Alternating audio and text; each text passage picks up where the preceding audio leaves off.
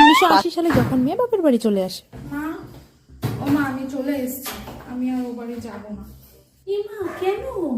আমার ও বাড়িতে খুব ঝামেলা, আমাকে দিয়ে বাসন মাজা, আমাকে দিয়ে দুনিয়ার সব কাজ করা। কি এসব কথা বলতে নেই বাবা, বলতে নেই যে বাড়িঘর ছেড়ে তুমি চলে এসছো, বিয়ে হলে অ্যাডজাস্ট করে থাকতে হয়। আমি তোমার মেয়ে, আচ্ছা আমি কিছুটা দিন থাকি। না না না বাবা, তুই যে রাস্তা দিয়ে এসছিস সোজা ওই রাস্তা দিয়ে বাড়ি যা। বরকে নিয়ে এসে যত দিন ইচ্ছা তুই থাকবি। 2024 সালে যখন মেয়ে বাপের বাড়ি চলে ও আসে। মা, আমি চলে এসেছি।